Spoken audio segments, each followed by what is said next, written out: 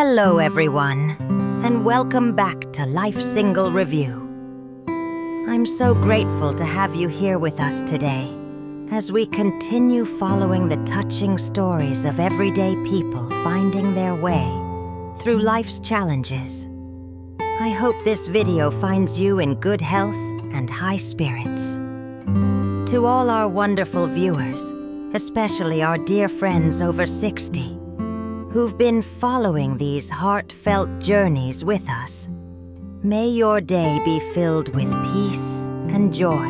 Now, let me ask you something. What would you do if the person who abandoned you 3 years ago suddenly returned? Not out of love, but out of greed. How would you protect the one you truly care about when your past comes back demanding what they never earned? Can genuine love survive when faced with manipulation and threats? And here's what really gets me. When someone shows their true colors, demanding everything while offering nothing, how do you stand your ground? Today's story will break your heart and inspire you all at once. We're witnessing to face his biggest challenge yet, a confrontation with his ex-wife Tui that will determine not just his future, but Huyen and Maya's happiness too. If you haven't subscribed yet, please hit that subscribe button and ring the notification bell. Trust me, you won't want to miss how this unfolds. Let's dive in. Let me take you into Dee's world on what seems like just another ordinary day. Picture this. Dee standing in his fruit garden, hands covered in soil, looking at his sapodilla trees with a mixture of pride and concern. These aren't just trees to him. They represent hope, hard work, and a future he's building from the ground up. He's planted this particular variety because the fruit is incredibly sweet, with thin skin and a refreshing taste that melts in your mouth. But there's a problem that keeps him up at night. Every time the heavy rains come, water floods the base of these trees, and he worries whether they can survive in this soil. He knows that when summer arrives, all the fruits will ripen at once, and he'll need to water them diligently so they grow quickly and strong.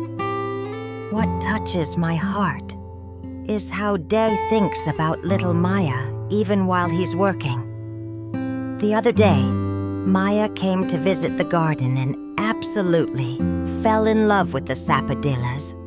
But they weren't ripe yet. Dae made her a promise.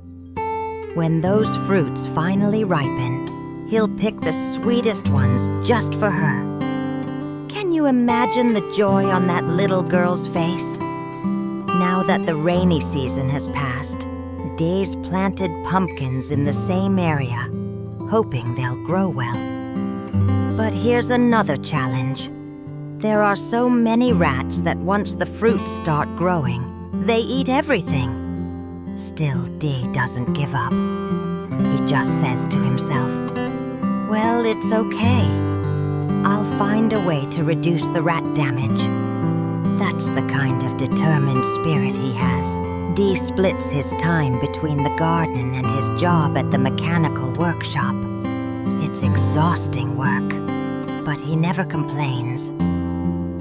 In the afternoon, after stopping by the workshop in the morning, he returns to weed the entire nursery area and the fruit tree section, then fertilizes and tends to the plants so they grow faster. He's already planning ahead. From now until next year's rainy season, he'll interplant short-term crops to maximize the land's productivity. Every decision he makes is about building a sustainable future. Meanwhile, back at home, we see the beautiful relationship between Huyen and Maya that just warms your soul. Huyen hasn't been feeling well lately. She's gotten noticeably thinner, which worries everyone who cares about her. But even while sick, she continues to be the pillar of strength for her household. There's this incredibly touching scene where Maya, this sweet child, takes it upon herself to cook instant noodles for her mother. She boils the water, carefully prepares the noodles, and insists her mom eat to get better. Mom has to eat more so she can get better, Maya says with such genuine concern in her voice. When Huyen tries to refuse, saying she's not hungry, Maya doesn't give up. She even feeds her mother, and you can see Huyen's heart melting. "This bite Maya fed me tastes so good," she says, her eyes filled with tears of gratitude. Despite her illness, Huyen keeps working. The strong winds recently broke several of her tomato plants, and she's devastated because those plants took so long to grow. Today, she's determined to build a proper support frame so the remaining plants can climb and bear lots of fruit. This particular tomato variety grows tall, and if she can get it right, they'll have tomatoes to sell at the market just in time for Tet celebrations. Maya helps her mother however she can, studying when told to, taking little Bibi the puppy to play so her mom can work, even racing around with Bibi to keep the little dog entertained. But beneath this peaceful surface, something's brewing. Dee receives a phone call that changes everything. It's Tui, the wife who abandoned him 3 years ago. And suddenly, this man who seemed so content, so focused on building his simple life, looks completely lost and confused. When Dee feels overwhelmed and doesn't know which way to turn, there's one person he trusts completely. Mom Sam, his adoptive mother who raised him with love and wisdom. Watching him dial her number, you can see the weight on his shoulders. This isn't just about property or money. This is about his entire future, about protecting the people he loves, about doing what's right. The conversation starts the way it always does, with warmth and genuine care. "Hello, Mom speaking," she answers. And immediately Dee asks about her health, about everyone back home. "Are you and everyone there doing well today? Are you all still healthy at home?" "Mom," Sam reassures him that everyone is fine. And then she offers a blessing that shows the depth of her character. "I pray that you all stay healthy and that your work becomes more and more favorable."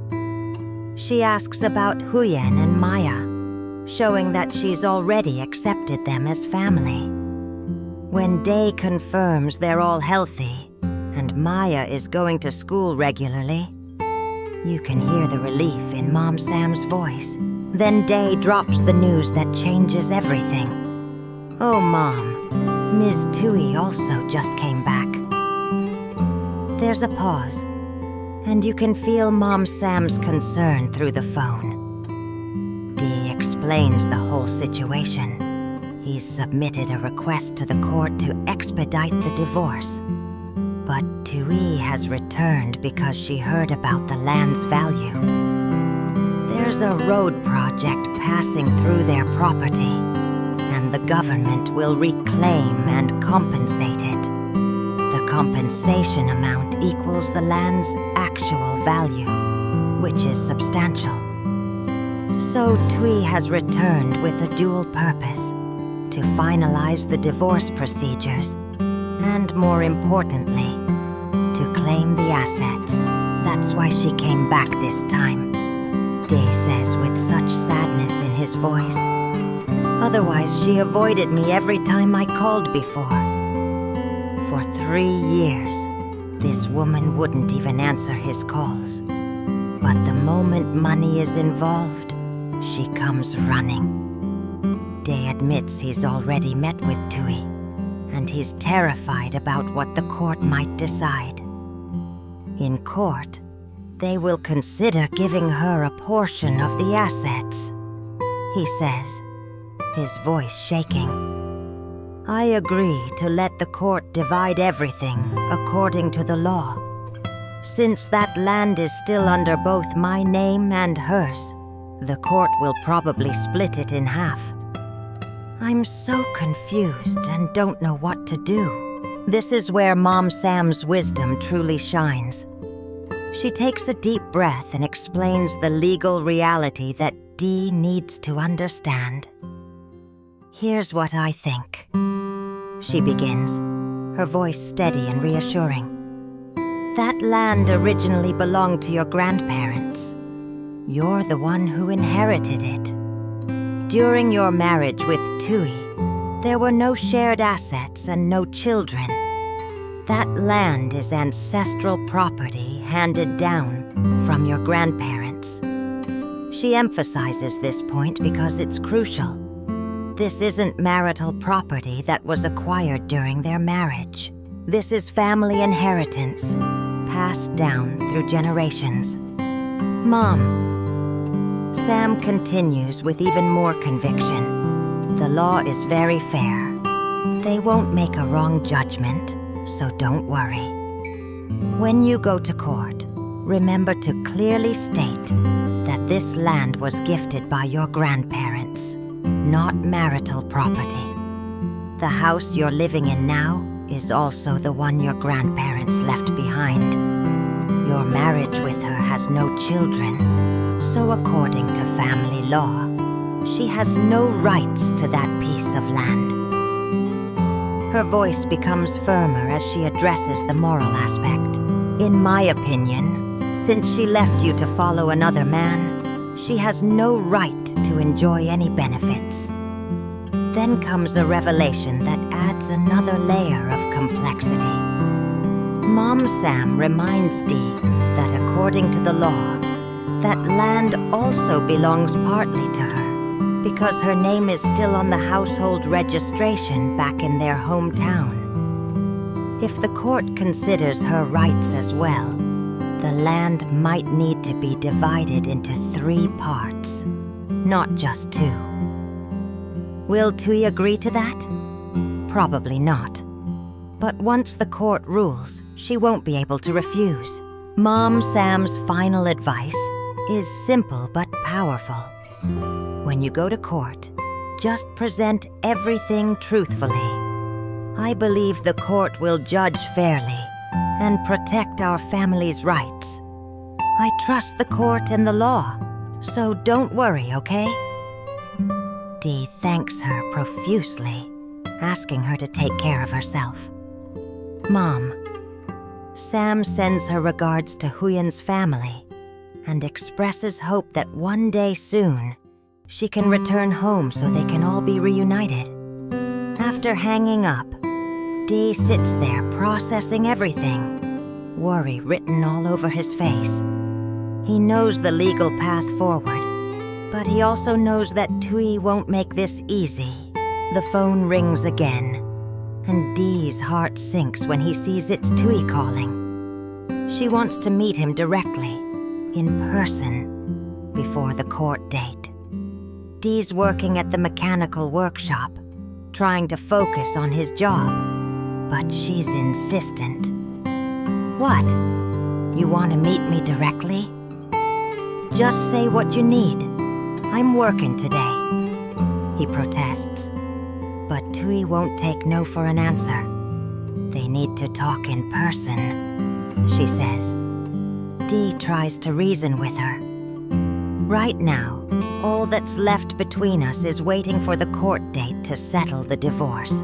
What else is there that we need to talk about in person? But Tui claims she has something important to tell him before going to court.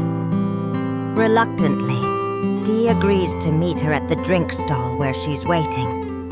He asks his boss for permission to take a short break to handle personal matters, promising to return to work afterward. His boss, understanding, lets him go. As Dee walks toward that meeting, you can see the dread in every step he takes. When he arrives at the drink stall, Tui is already there, and the atmosphere is immediately uncomfortable.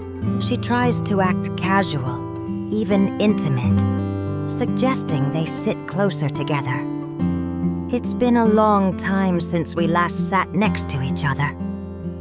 Today, let's sit a bit closer, she says with a smile that doesn't reach her eyes. Day isn't having any of it. If there's something you want to say, just say it, he responds coldly. Tui reminds him that they're still husband and wife, but Dee cuts through that illusion immediately. Yes, you and I are still married, but only on paper, so you don't need to act so dramatic. Then Tui drops her bombshell. She doesn't want to get divorced.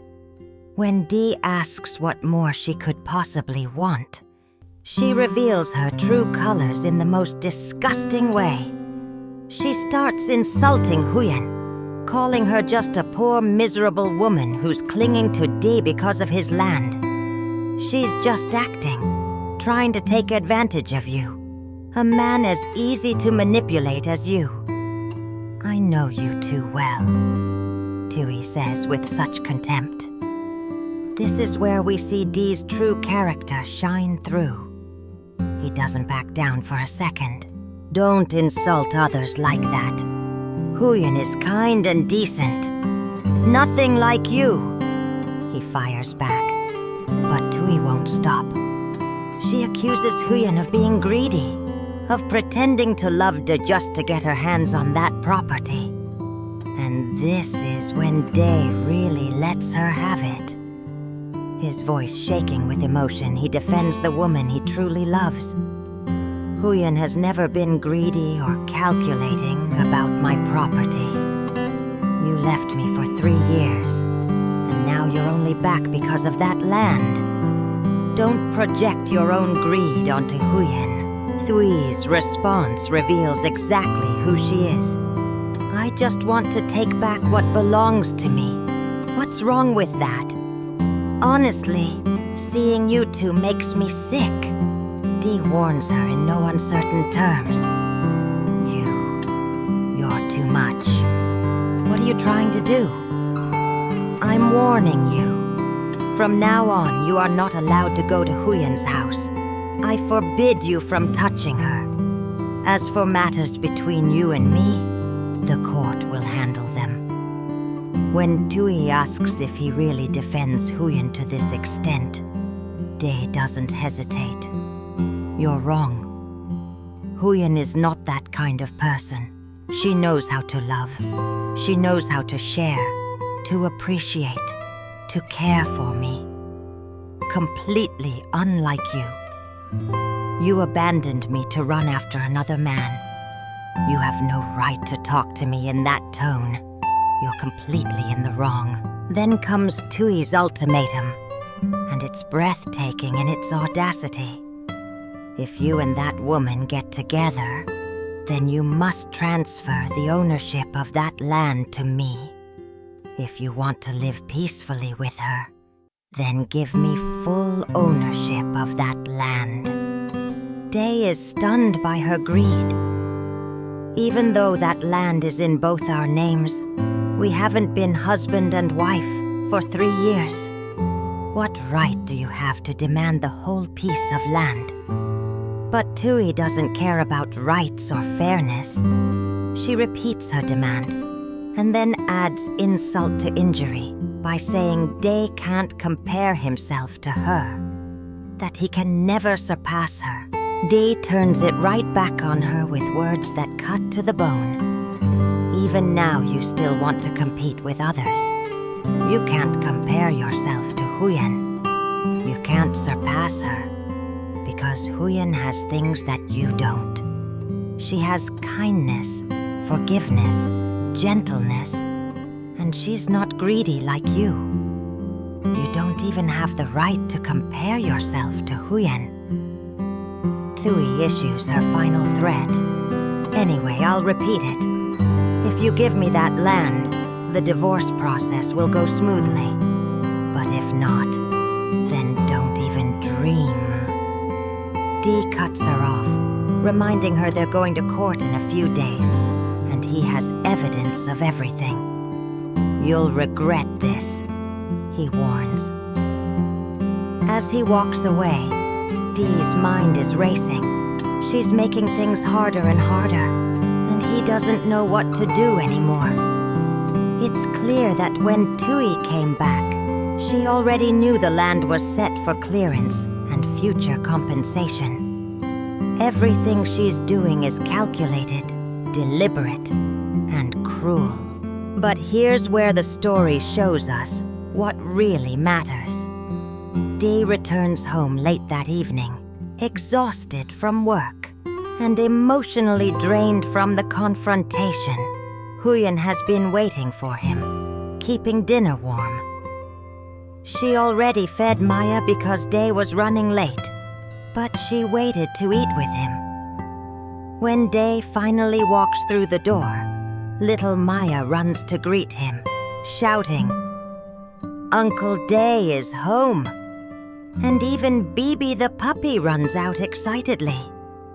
Huyen asks why he's so late, and Dee simply says he worked a bit longer to finish things up. There's no mention of the horrible meeting with Tui. He doesn't want to burden Huyen with that darkness. The dinner is simple but made with love. Peanuts fried in fish sauce, eggs, and morning glory that Maya picked herself from the garden. Maya mentions that she only ate one bowl at home, even though she eats 2 bowls at school, because they cook minced meat with eggs there, not just plain eggs. Instead of being offended, Dee explains kindly that at school, Maya has many friends, and they cook according to children's nutrition standards, so naturally she eats better there. Huyen shares about finishing the tomato trellis that day, explaining how upset she was when the storm broke a few plants that took so long to grow. If we plant them now, they'll bear fruit just in time for Tet, she says hopefully, already thinking about bringing some to market to sell. Throughout the meal, they care for each other in small, beautiful ways. Huyen worries that Dee is eating too little. Dee encourages her to take care of herself, saying working too hard will make her sick. She responds that she's strong, and Dee laughs, saying, "How could you ever be chubbier than me?" It's these moments, these simple, genuine expressions of care and concern that show us what love really looks like. It's not about grand gestures or expensive gifts. It's about waiting up to share a meal. It's about picking vegetables from your own garden. It's about defending someone's honor when they're not there to defend themselves. It's about coming home exhausted and still finding joy in being together. What we've witnessed today is more than just a legal dispute over property. It's a profound story about the true nature of love and the ugliness of greed. Dee stands at a crossroads, facing a woman who abandoned him 3 years ago and now returns only when there's money to be gained. Tui represents everything shallow and selfish in this world. She sees people as tools, relationships as transactions, and love is something you can fake for profit.